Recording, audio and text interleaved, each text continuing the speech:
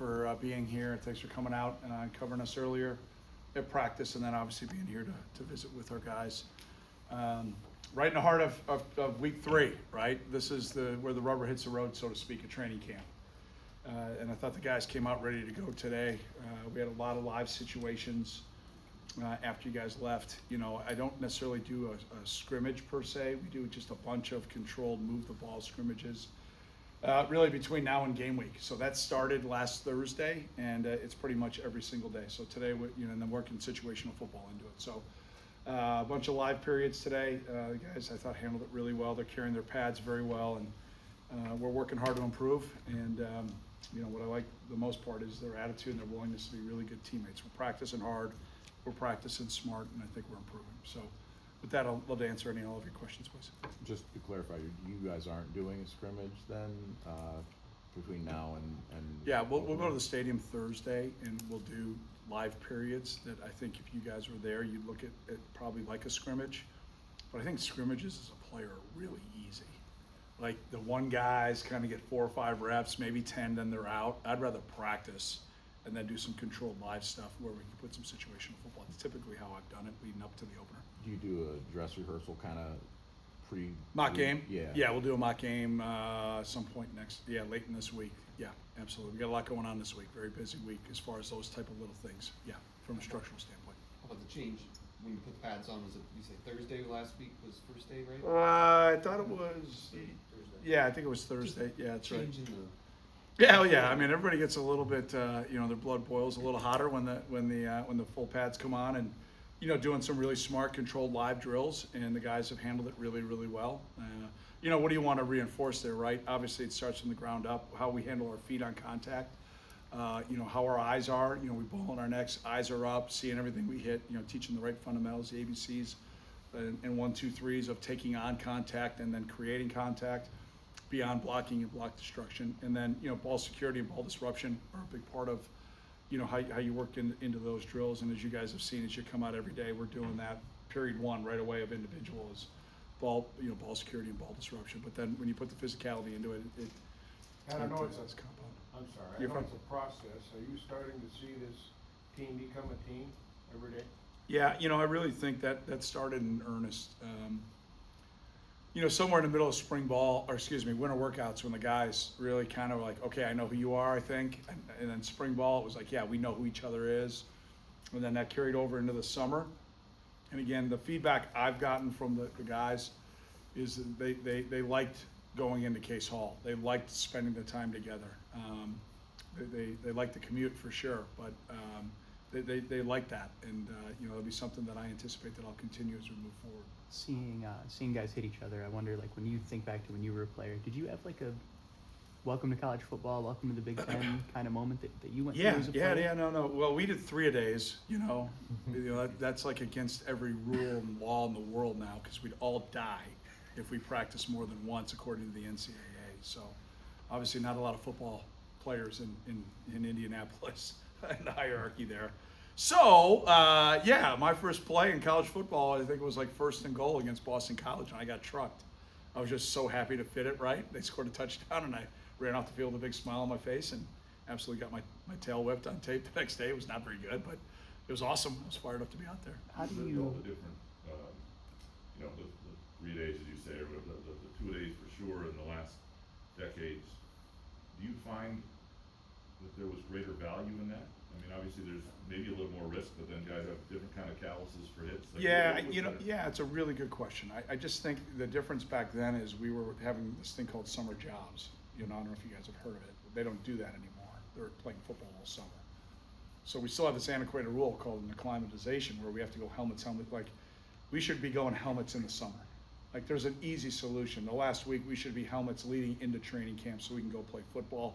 Not having to do that when we report to camp. It's an antiquated rule. I've said that for years because they're here all summer. So it's completely different. And so we've got a lot more that we're able to get done in the summer than we were ever able to get done. So I feel like where we're at is fine because we're able to walk through at night. We're able to do a lot of things mentally that we're able to get done what we need to get done from a football and schematic standpoint.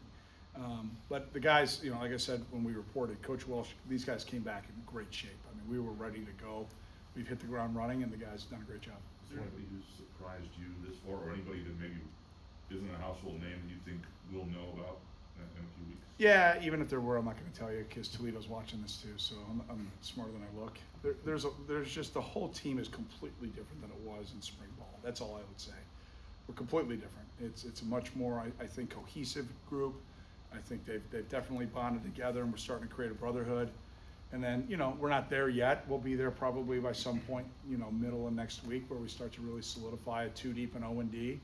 But we anticipate, especially with the first 2 games being at home, playing a lot of guys in the kick game. We feel like we've got a lot of depth there, and we want to see what guys do in the arena. So, that's a big rule change that I think you all are tracking on, the 5-year rule. That allows us access to the entire roster, and I'm very thankful for Commissioner Petiti and the presidents and the ADs allowing us to now travel 80 in Big Ten football. That allows us a lot of our roster, which is very different than we've had in the past. Pat, I'm wondering if you got any clarity yet on Rodney Bullard's side. He was out practicing, but Yeah, no, he's practiced full all through. We're still not there yet. That process is still ongoing. I saw Mark and Ken both address the team recently. I was wondering the value you see in former leaders of this program being able to still have a voice. Yeah, I'll start with Coach Manny. I mean, I've had the utmost respect for him and the job that he did here. He had a great connection with our strength staff at Northwestern, and it was funny. He'd always come talk to me pregame, and I thought he was distracting me. I thought it was like a really good Jedi mind trick, telling me how much he appreciated and respected us, and then try to butter us up a little bit. And then after the game, he would do the same thing. I'm joking, obviously, but so known him for a while, and just with Joel and his appreciation and respect for those that have been here before us in that world, especially Ken. I mean, the weight room should be named after him. I can't believe that it's not already. So that should be something that's done ASAP. I think so highly of him. I had him as our guest speaker at our staff retreat this summer. So that'll tell you my feelings about Coach, and really thankful for him to be here. And then, I'm just grateful for my longstanding relationship with Coach D. When you look at the run that he had here, that's the goal. That's the destination that we want to get back to, and put ourselves in position to compete for a national championship. I have not shied away from what the expectations should be here. It should to be compete and win Big Ten championships, get in the playoff to win it all. And if you don't believe that, then I told the team in the first meeting that you should leave. Don't come back the next day. And I don't care if people think I'm crazy. I just think you got to work that way. You got to believe it first. And they've been working hard. They've been working hard. You talked about being smart, and you can't coach scared, but you want to keep your guys healthy and ready for the first game. Does that change depending on how much experience your guys have and getting them ready to keep that contact? Yeah, you got to callous. You got to callous the guys from a contact standpoint, and that's fundamental. That's technique, tempo of the drills, the way we structure practice. It's also kind of the calendar. We're kind of on a 2-day hard recovery mental day, 2-day hard recovery mental day, and then an off day. It's kind of our cadence. It's what I've been able to kind of work through with our sports scientists over the years, that we feel really good about, being able to push them really, really hard for 2 days, and then having a really focused, 3rd day of the rotation. Our research found that in the 3rd day of heavy training is where soft tissue issues spike typically, and so it's all based on the health, safety, and well-being of our guys. So when we go, you guys have seen it in practice, we go hard. So it's all by design. Today is the second day of a hard day? First. Today was first. And I know you don't want to go these guys from Michigan to Toledo, but can you tell us what looked good in position groups today, or what got done today, or anyone? Yeah, a lot of situational football now that we're into. We're still ongoing with some little nuances of the install schematically in all 3 phases, but a lot of situational football here. And I thought the guys handled it well. Like, for example, today was a second inning of overtime where we had to go for 2. It was a situation that we worked. We worked 2-minute drill, 39 seconds down 2, no timeouts in the minus 39. So all these things are now kind of creeping into our team periods, that are controlled at times and then live at times, depending on what our dress is. So today and Thursday I'll have live periods. Tomorrow and Friday will be thudded periods that we'll do that. And how are those receivers coming around? There's a lot of talented guys that are Yep. still somewhat unproven. Yep. Probably jockeying and so forth. Yeah. What do you see? Yeah, I think we're gonna play a lot of guys. I think that's gonna be a rotation. It's not gonna be 2 guys or 3 guys. I think you're gonna see 6, 7, 8, maybe as many as 9, depending on how we wrap up training camp and where our health is at. And you know, it's again, when you maybe don't have a, you know, a number 1, which maybe some people would call it, and you got a bunch of kind of ones, the guys that are close, I'd rather rotate them. And that's a position that you can rotate them. You typically don't do that at quarterback or O-line, but like DB, you might see some different groups. Some linebackers, you might see some different groups. Definitely D-line. I'm just talking about macro. I'm not talking about this team, but things I've done in the past when guys are close. Running back, guys are close. We're going to play a lot of them, especially early. Tight end, receiver. Those are positions that I've typically done that with. You mentioned Case Hall. Was that past tense? Are they not in there anymore? Or are they No, they're not in there anymore. Okay. Yeah. What would you come away with? When did they leave? I guess. And what'd you come away with? Yeah, What yeah. did you- We were. They thought we were going to be in 14, and I gave them a little surprise, and we were only in for 7. So, yeah. Did you get out of that? What you? You know, I'd rather have you ask the players that. I feel that way, but you know, I'd rather. That's what I've sensed from the guys is they really enjoyed the time being able to be together.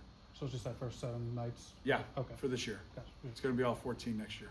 When you spoke back in December about like the PhD in modern football you're able to get in the past 3 years, I wonder specifically about the role of like the relationship between a football coach and an athletic director. Mhm. What in the situations that have worked well have you seen between those two? Like, what is that relationship ideally like? Yeah, great question. I think first of all, honesty, transparency, the ability to sit down and have hard conversations and create a plan. You know, what does that mean? That means the next 12 months, the next 36 months, the next 5 years. Kind of what is our plan? Where do we see our priorities?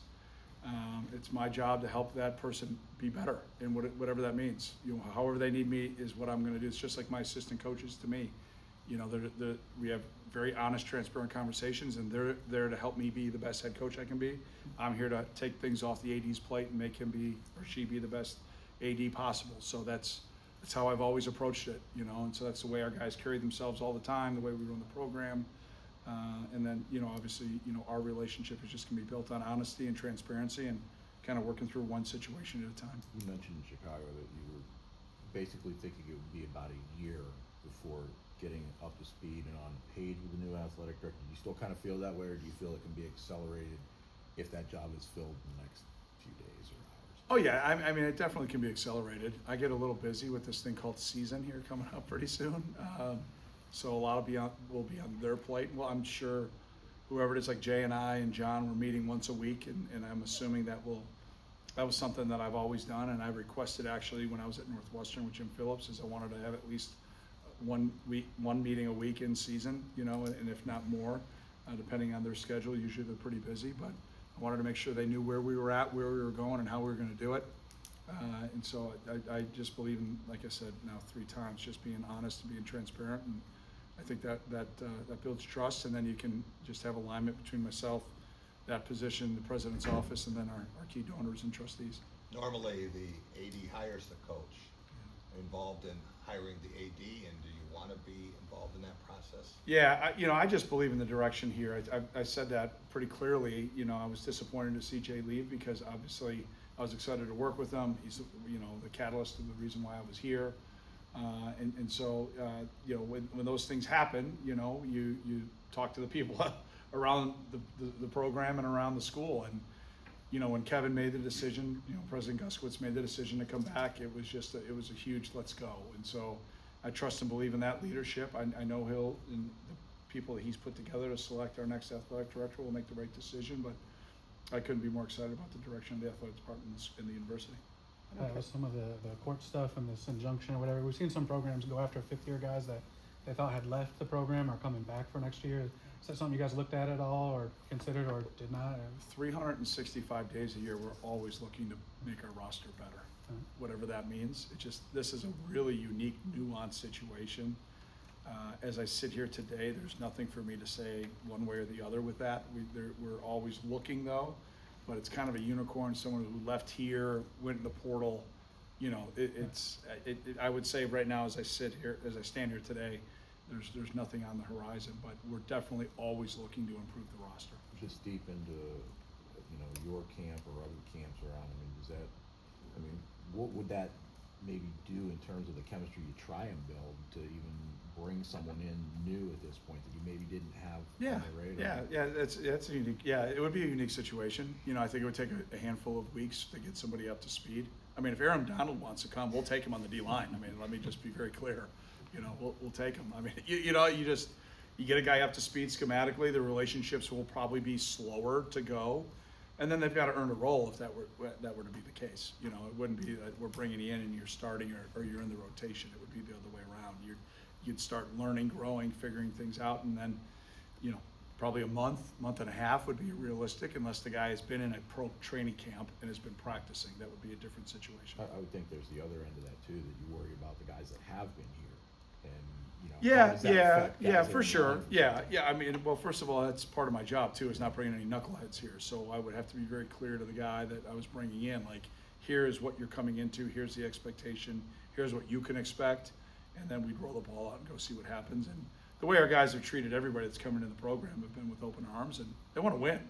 You know, now do they want somebody coming to take the role? Well, then do something about it. You know, sorry, it's called meritocracy. Win the job, keep the job. You know, so that's 365. I mean, I know we're talking about a specific question, but like, yeah, it's everybody. That's our dietitian, to our strength staff, to our coaches. I mean, everybody. Like, we have to be better tomorrow than we were today, and that's got to be the way we approach everything. With On the docket distance, Kenny was voted as the number one. I'm Yeah. just curious what makes him stand out about that and what you remember about him at Northwestern. Yeah, you know, Kenny's just a special guy. I mean, he's an energizer bunny. He's a guy that's got a high motor with his legs and at times a high motor with his mouth, which can be good. And when focused, it's great.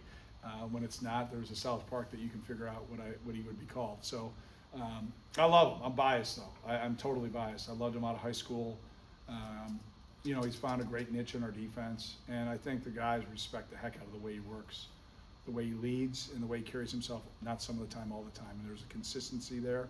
We had 8 guys, I believe, get votes, which is maybe the most I've ever had to get that bestowed upon them. So I think that shows you the depth of our leadership. But, you know, the team spoke and they selected Kenny. So I'm really proud of him. I'm happy for him. And with that number comes a lot of expectation, and he needs to live up to it. Did he got have to those get- traits in high school when you recruited him, or did he kind of develop that as a college, as a kid gets older? Yeah, I think as a young player, I think at times it was just like, okay, I hear you. I don't want to hear you anymore. I just want to see you. You know, and that's okay. That's not unique to him. And I think he's just grown. He's matured, and he's just kind of taken that passion, right, and that motor, and just steered it to the right direction. And he's really used it as positive fuel. And he's just a great teammate. I mean, he holds himself to a high standard. He holds his teammates accountable. You know, the line I lead by example. He is 180 opposite. He leads by example. He leads by talking. He leads by showing. He leads by, holding guys accountable. I mean, it's what you want in a leader, and we got a lot of those guys. He's that's why I said we got 8 of them that got votes. We talked to People forget how little Alessio has played relatively. How ready do you think he is for this role as being the quarterback of Michigan Yeah, State? I And all think- that comes with it. Yeah, I think Les is very mature. I think he's got a great understanding of what Nick is trying to get done offensively. He's got great leadership skills. He can make all the throws that we ask our quarterback to make. And yeah, he's started 4 games and he's played pretty dang well, and he's really tough. And so, those are kind of the tenets and the hallmarks of really good quarterbacks. Yeah, he just doesn't have a plethora of maybe 100 starts, but that's what makes us so excited to have Cam here too. A guy who's been in 30 games. I mean, that's a lot of experience. We're very excited to have him be a part of it. We feel good about that room right now. with another Cam Edwards, we got to meet last week and sort of talk to him, and he set some pretty high goals, and I know that's in line with what you want as the program, but from what you saw, through portal and through recruiting him and what you've seen in the spring, what are your sort of expectations for him and what he can bring to this offense? Yeah, I expect him to be the best running back in the country. I mean, that's his goals, and we expect to push him to be that. He has shown just unbelievable ability here in camp. There was a play the other day where he ran through it. Devin Spalding and I made eye contact, and I go, I'm good. I don't need to see him till the opener. Like, put him in bubble wrap, we're good. So, and he's just got a great personality. I've coached some great backs, and I'll be very interested to see how these initial 12 chapters get written this fall by him, because he's got every bit the talent to be the best that I've ever coached. Obviously, he's got to write those chapters up. Pat, did you spend any time today with Tony as one of the top 3 run blockers probably in Big Ten history? And when you have got a guy like that who, you know, you get 3 yards on every play? What does that mean? Yeah, Tony stopped by the facility yesterday, so I got a chance to visit with him yesterday at length, and then I had him address the offensive line, and he was really gracious to share a few words with the guys. And I introduced him to the team after practice. So yeah, it's great to have him back. He was here for a charity event over the weekend, and to have him back was great. And it's great to not see him on the gridiron because when you saw him opposite as a linebacker, you wanted to run and go hide. So just great to have him back. Second pick overall. It's really neat to have him back. And he was so gracious and so humble. And I just literally just talked to him again walking off the field and said whatever he can do, however he can help, he'd love to do anything for the program. So just really appreciate him being here and appreciate him saying that. So you're thinking some of the players that come in for interviews are guys that have been practicing well and so forth. Trey Bell, what have you seen from him? What's he doing? Yeah, I think, first of all, Trey's athleticism, right? He's got great length, he's got great size, great speed. He spoke to the team the other day, and it was so impressive. I mean, he could be the president of the United States. He's that impressive of a person. He's a really good player. And then his relationship with Coach Poe, I think was a big catalyst to getting him here. And he's been a great leader. He's been, without a doubt, one of our better leaders in the back half for a guy who's just been here since January. So, and then the football speaks for itself. He's an unbelievable special teams player. He got great tape from last year. He's had a good spring. He's had a really good fall camp, and look forward to him to be an all Big Ten level corner. I mean, the scouts are excited when they come see him. There's very few guys that are 6'1", 200, 205 that can run and flip their hips the way he can. I was wondering, I think it was we were coming back across the street, I heard a pretty loud and extended roar. I think it was period 14. I don't imagine you could tell us what happened there. I can't remember my sister's birthday, let alone what happened in period 14. The guys are practicing the way, we're starting to figure it out where I don't have to be the one, teaching them. Now they're starting to own it, how we want to practice and the way we want to go, and that's just getting better every day. And we're still in camp mode, but like when we get in the season, we're going to practice really hard. And it's just something that I've believed in. We've got a system to it, the way we do it, how we do it, but I just think you just keep getting better and better each day. And so far I don't know if today's 10 or 11, whatever, that's Groundhog's Day right now, but they've been every day, they've showed up ready to go with an attitude to improve and a work ethic to do it for each other, which has been fun. What's it been like for you watching LeVar sort of up close and sort of seeing him do his thing from when you see the product at Iowa, sort of see behind the scenes and how he's trying to build it sort of at square one here? What's that been like for you? Yeah, again, I don't want to speak for LeVar, but from my perspective, Coach Ferentz was just really gracious to me over the last couple of years, allowing me to go to spring ball, training camp at different times and be a part of it. And LeVar allowed me to sit in his meetings. So I've watched him install, I've watched him teach and coach on the field. I'm sure that doesn't make Iowa fans very happy that Coach did that, but that is what it is. So he's a great teacher. He starts every day. So at 8 a.m. we start kick meetings. He's got the team before I have the team. It's a little bit by design. I just believe he's got head coach in his future. And as I talked to him about, coming here to become a Spartan, that my job is to help him in the areas that he felt like initially when he got here that he wanted to improve. And then for me to put a fresh set of eyes onto the way he teaches, the way he coaches, the way we install, the way we practice, and then the way he's going to run. There are certain periods that I give him the whistle, I go to drills, he runs the practice. So just trying to give him every opportunity to get all these things prepared for when the right opportunity presents itself for him and Megan and their family. That there's no doubt that he'll be prepared to be a head football coach, which I believe he is, but now I just want to kind of put the icing on the cake. So he's been a treat, he's been a joy, he's done a great job, and like I said earlier, he's been pretty outspoken to the team that the athleticism that we have as a collective whole, he feels great about, and he wants to play a lot of guys in the kick game. And so, that's our hope, is we kind of start to hone into game week here mindset. We start to really solidify roles and get as many guys on the field as we can the first 2 weeks as possible. Thanks, Coach. Appreciate it. All right, guys. Thanks so much for being